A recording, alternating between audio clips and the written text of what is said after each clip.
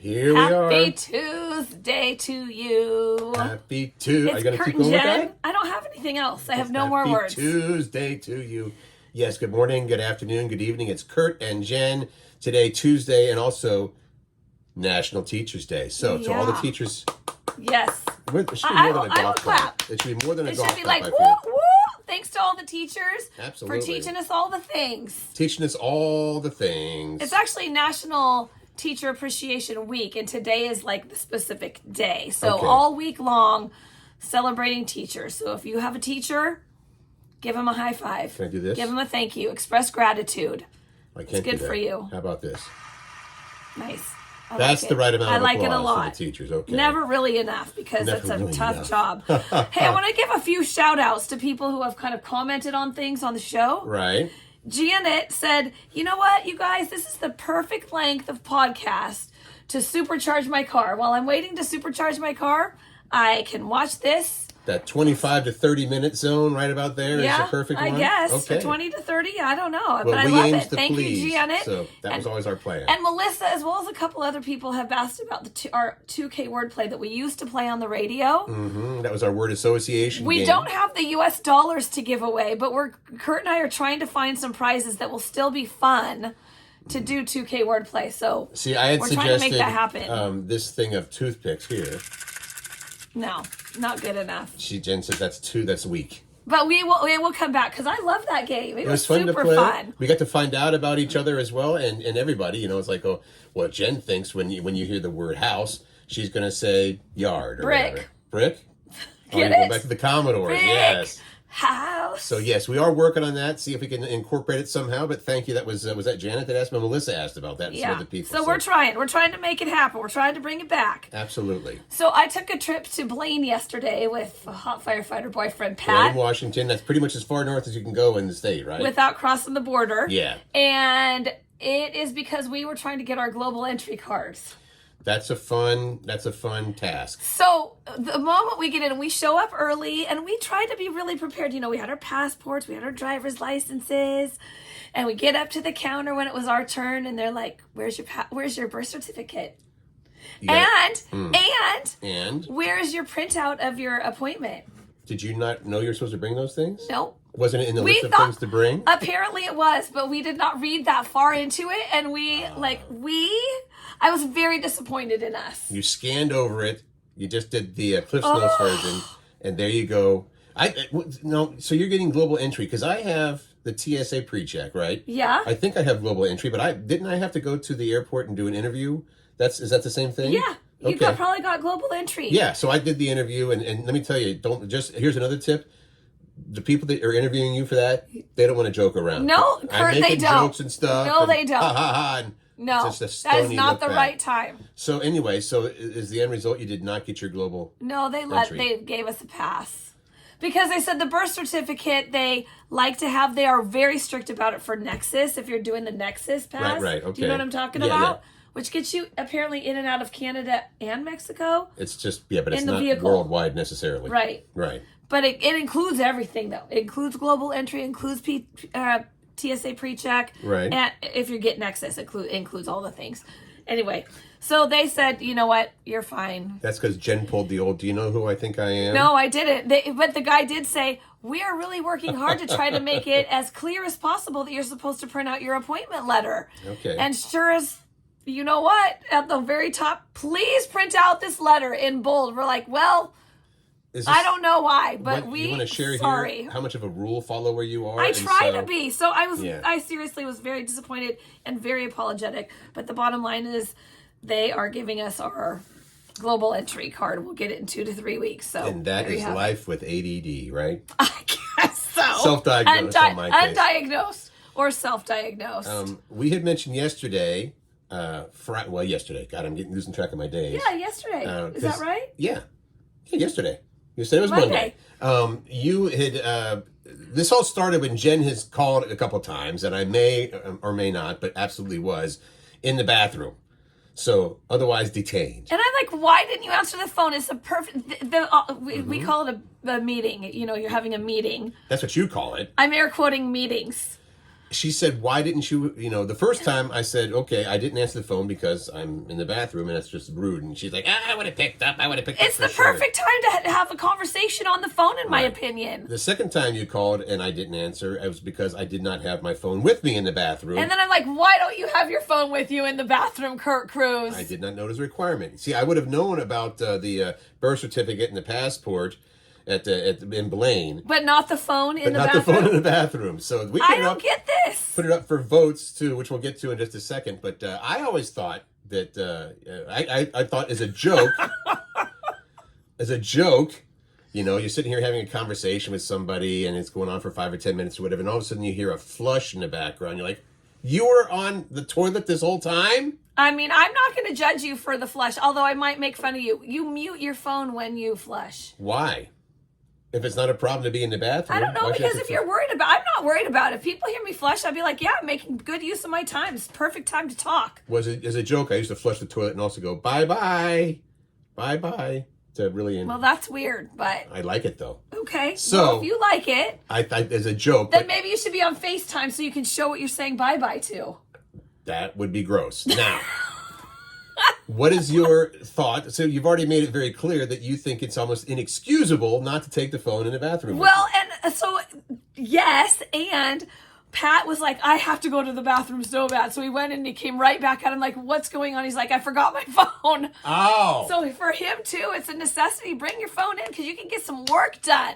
You can get some social scrolling done. You can get some phone calls done. You can do some emails or texts. I don't completely disagree there because typically the only reason I didn't have my phone that time when you called was I forgot, but it wasn't a big deal. Now, I'm all for getting the work done, responding to emails, just not playing talking. A game or the case may be. Now, I suppose, it also depends on who the person is calling. Like if it's your boss or somebody, super important. I don't know. I always thought that the echoing gave it away. So are you saying that I'm super important and that's why you didn't take my call in the bathroom? Or you're saying you would answer the call if it's your boss? Now I know that I can answer the call and you're not going to care about the gross sounds in the background or any of that kind of stuff. Well, I mean, if you're having a moment of some... struggle?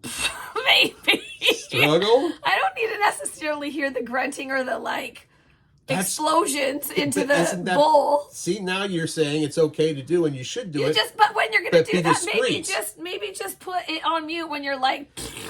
I don't know about this. I'm for Oh. Do whatever you want, but I'm still not going to take phone calls during that period of the entire bathroom experience. Over half of the people that responded agreed with me. Always bring your phone in the Well, how was it phrased? It was, of course you take the phone in there with you. And then the next one was no, and then in parentheses, but really yes. So it's like, yes, of course I do, but I really don't want to admit it. That also got a lot of votes. Yes. But I was actually surprised. I think it was about 30% of people who said maybe or hard no. Why not? Because different strokes for different folks. That's right. And maybe they just want that private time. There's also that. It's like your only self-time. It's an escape for a lot of people. I'm not going to have my phone with me, but you can still chime in if you want on that. We have the poll up, I guess, but feel free to contact us with, here's why I don't take the phone in the bathroom with me. I mean, it is probably not very sanitary either. Well, we all, maybe you don't remember, this is a little off subject, but there was a while back, I'm going to say a couple of years ago, of course, remember that person was on a Zoom call with all of their coworkers? Yeah. And they snuck in the bathroom to take a break, but they thought that they had blocked out the camera, but they hadn't. So here's the camera sitting on the floor. On the floor. Just showing a shot really of the ceiling in a pair of knees sitting there or whatever. Oh my gosh. Yeah. And they're like, hey, Julia, guess what?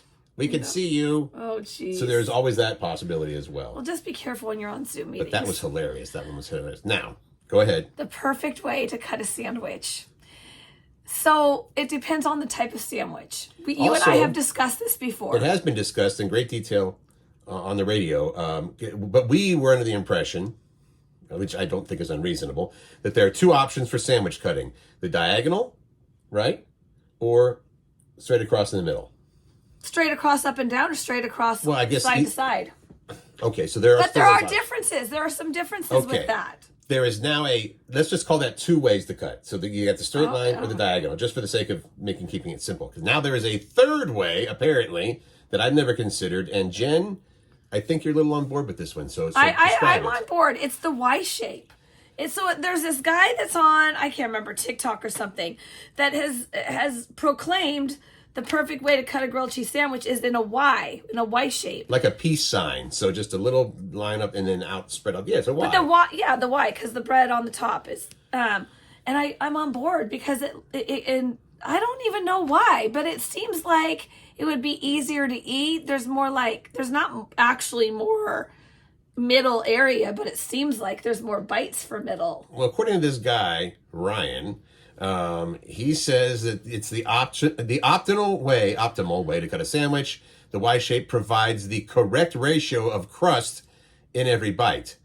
But how can that be? Because, you're still eating ultimately the same amount of crust and the same amount of non-crust. It is true. But if you cut it certain ways, you can't, if it's in half, you can't take, it's hard to take a middle bite and not have the cheese all over your face, right? Does that make sense? Yeah, and does this only apply to grilled cheese sandwiches, you think? Well, for grilled cheese, yeah, because the cheesy goodness and meltiness gets on your face. So so it's a perfect way to get in there and eat it and still enjoy the non-crust bites.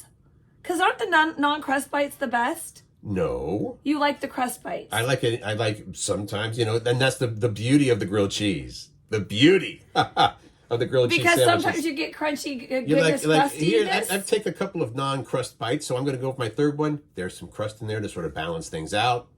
I think, well, first of all, I think it's like the perfect sandwich. There's no better sandwich created than the grilled cheese. Yep. As long as all the edges are buttered.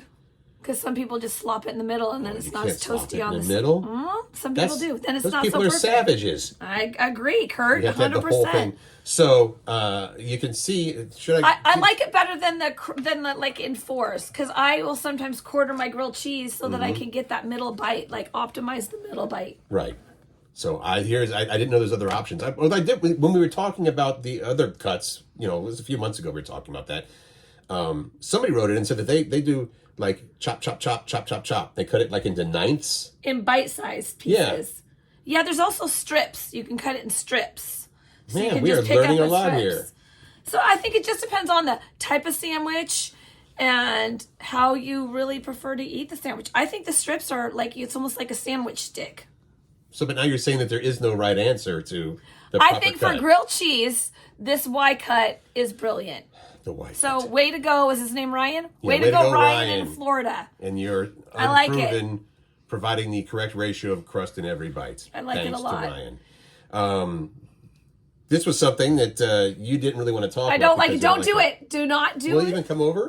No. Crack your knuckles. Don't do it. I really do not like the sound of cracking knuckles. Okay, well, I'm done. Okay. It's gone. For now.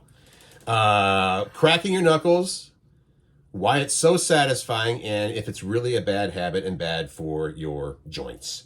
Okay, now, you tell don't me do the it. Truth. You don't like this, so you don't crack your knuckles? Every once in a while, massage my fingers and accidentally crack, which is okay, but it's not like a... Yeah. So... Cracking bones is not my jam. So the deal is, this is without getting too sciencey. It's there's little gas bubbles and fluid. There's fluid in between your joints, right? And there's gas bubbles in there. It's mostly carbon dioxide and nitrogen. And when you stretch that joint Listen capsule, to you get all sciencey. Well, Dana's rubbing off on you. You're scientist wife. Wow. So stretching the joint muscle causes those air bubbles to release, or and collapse, make a sound, and that's what they make the sound is. So that's the pop, pop, pop. It's not like your bone.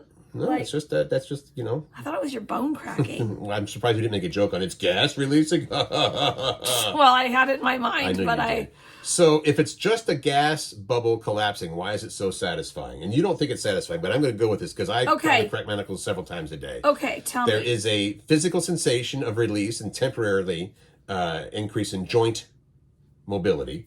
If you crack? Yeah. So just for a short time, it's not going to fix anything for good, I guess. But and another theory is that the abrupt motion, crack, can also stimulate the nerve endings around the joint. That can lead to a decrease in pain and release endorphins. But I guess that theory has not been proven yet for sure. So are you supposed to then crack your knuckles or not? The long and the short of it is, obviously, a lot of people, oh, that's bad for you, that's bad for you. But habitual joint cracking does not appear to increase the risk of developing arthritis. Okay. Now, this is for your hands. you. Now, if you're doing the neck thing, Don't. I can't. Do not. I'm not going to do the neck thing. I can't do that. That doesn't work for me. Okay. That's when you go to a professional. No, I won't. Oh, you should go to a chiropractor. No way. Never Are in you your kidding life? me? I don't even like when you're starting to crack your own bones and then someone's going to come and like really crack mine. No way. And as soon as it happens, you're like, oh my God, I feel I would the have, best I've felt in 30 years. If there was a desperate situation, A desperate I would do it. situation? I might do it. What desperate situation? Like I just cannot walk or I cannot, like I'm in so much pain and I've tried everything else, I might go to a chiropractor. And I know if there's anyone that's a chiropractor listening to this, they're going to be like, it's not that bad. It's not that bad. But it freaks me out. It's actually I'm not very going to lie. pleasant. A lot of people think so. All right. All right. Let's move on to dogs because we both can agree that dogs are the best ever. We love the dogs, and this, I think, applies to both you and I. It depends on the person involved. The deal is, more than half of dog owners would rather take a long trip with their dog than with a family member. Ding, ding, ding, ding. Is that true for you? Well, it depends on the family member. You know what, actually... It does depend on the family member, for I sure. just think that dogs are always great company, you know, and they listen to my stories. Well, they don't I complain. choose, really, because I don't want to choose between my girls and my dog. Well, we all have again, a great time road tripping. You can't really say a general,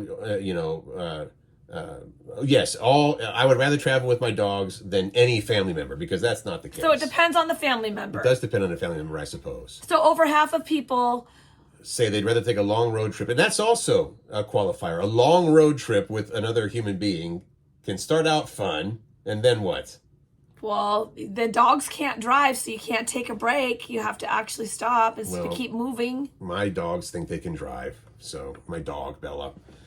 Yeah. Okay. She sits on my lap and she drives sometimes. I don't want to have to choose. I want to bring everybody. Well, Thailand, the more the merrier. Let's go. As dog owners and also people that like to travel, you run into that what's difficult sometimes, especially if you want to leave the country. I mean, obviously, if you're traveling, from here to, the Oregon coast or whatever, you can take the pups along. Can you not cross borders with pets? I've never tried. That must I'm talking about Canada or like Mexico. I don't know. I don't know that question. I'm sure they can. They don't have to have a passport either. Yeah, but it seems like they might want to search the dogs. Yeah, and sometimes there was in certain cases, I know the animals have to be quarantined. I think, isn't that going to Hawaii? Don't you have to have the dogs be quarantined for a little while? I thought that was just in COVID. Oh, that might have been. I don't know. Yeah, wow. COVID messed everything up. Wait for us to really do our show research here. Research, SME-search, right? SME-search. The bottom line is people just rather travel with their animals on a road trip than people. Well, there are, the other breakdowns are, a third of people say they bring their dogs in the car because sometimes they feel guilty leaving their dogs at home. That's me. Agreed. 100%. Yes. It's like, oh, plus I just want to be with her. So 2 out of 10 people said they think that their dogs don't like staying home alone. That kind of falls into the same category, right? I agree. And then 3/4 say that their dog is totally chill on car rides. Some dogs get sick in the car. Is this the same as cats, by the way? I don't know. Does it matter what pet? Is it just the pets in general? I don't have anything. Well, I joke about having something against cats, but I'm just super allergic to them, right? Yeah. So how wimpy is that? It's like, I can't be around cats because, and my fun little allergy is not, I get sneezy. I get the sort of the asthma thing. Yeah. Remember? Because it's actually happened since we were on the show. It's like you go to a party, or I go to a party, and everything is spick and span and clean. This is not talking about your house. Okay, keep going. And after about 20 minutes, 30 minutes, I'm like, do you guys have cats? As I feel my throat start to close up. Oh, dear. And they're like, oh, yeah, but we put her in the other room. It's like, doesn't matter. Yeah, so the danger's in the air. So, and then because of the fun asthma thing with our jobs, it stays with you for like a week or so. It's me. I'm on the radio, and I have to take short breaths. So that's no fun. Okay. That's my whole thing against cats is that they really mess up my life. It's a long way to say what. Yeah, that's true. But I don't know if you take cats on road trips or not. But my friend Holly takes her cat on walks, which I think is kind of unusual. That is a little bit unusual, but I think it's more common than we think if you're a cat owner. What was that thing you sent me? You sent me a picture yesterday. Yeah. I don't know why. Last night, kind of late, I was thinking, because we had a late dinner. Pat and I had a late dinner last night. And we had a girl dinner because we had cereal for dinner. Which is awesome. And he had honeycombs. Okay. Big taste, and a big bite. I am already against this, but all right. And I had frosted mini wheats. Again. And so we're like, he said, do you ever look at the back of the box, like when you were little especially? I'm like, of course I did. You read it daily. I said, there's so many things about a box of cereal that I participated in. Mm-hmm. First, you had to make sure you got the one with the best prize in it.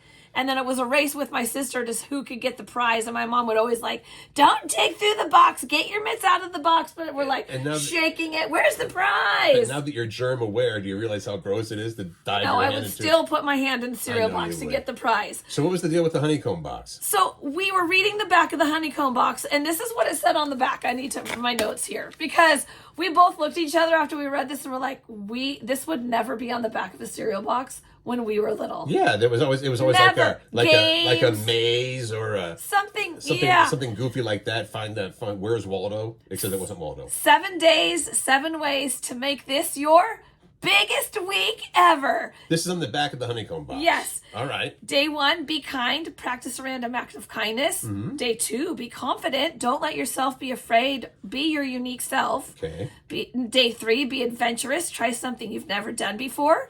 Day 4, be creative. Make something cool. Day 5, be independent. Take the initiative to do something yourself. And day 6, be a dreamer. If you can achieve great things if you dream big. And day 7, be brave. Be confident in doing the right thing. And honeycombs can help you achieve your big goals. By eating honeycombs and doing those things.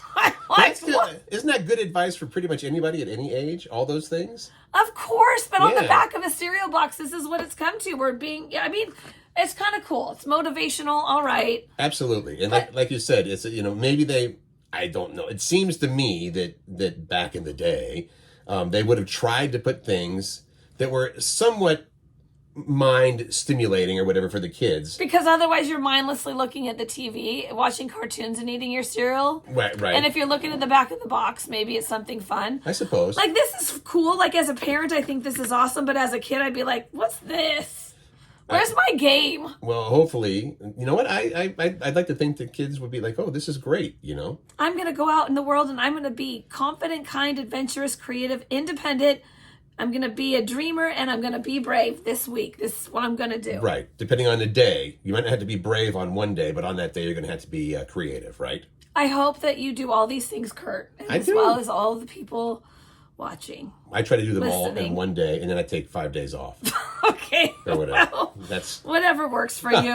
It is great. Honestly, I think that's good that they're doing that instead of what was it, like a word search or something like that? Oh, I love word. That's why I like the back of the boxes. The word search is so fun. I play those on my phone now. It's For the great. record, we did, when we were flying for a Disney broadcast one time, and you brought the word searches along and you raced people. Yes. That was fun. You're competitive in everything.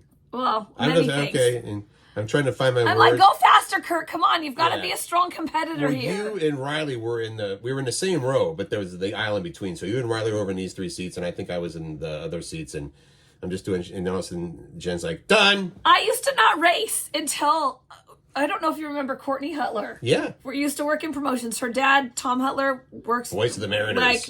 Awesome. Mm-hmm. She's the one that taught me to be competitive with word searches. So we would sit and take a break at work and we would race, and she would almost always win. If I beat her, it was a good, rare day. Well, she was super smart. Yeah. And now I think has a law degree or something. But... She did have a law degree and then wanted to come work in radio promotions. I'm like, ooh, are you sure about this? Let's talk with your dad. Did he pay for any of that law degree? Right. I'm going to stay in radio, Dad. Yeah, so okay. I'm not that competitive, but I do enjoy the word searches. Do you do the Sudoku? No. Numbers? No, that's mathing. I don't math. I grow math. I do not math. That much is true. I tried a TikTok hack the other day, and it worked. Like this, I saw this thing on TikTok. The situation actually ended up happening. I'm like, oh my God, I saw something about this exact thing on TikTok. And let's see if it works. And it did. And I want to know, and I'm going to tell you about it tomorrow on tomorrow's show. Oh. But I want to know if anybody else has like things that they've seen on TikTok or Instagram, or Social just media, something right? that your mom or your someone in your family's taught you that's this good life hack that if this happens, do this because it will fix it. And this is before they even called it life hacks. It was just like, hey, This here's is a something cool that works trick. for me.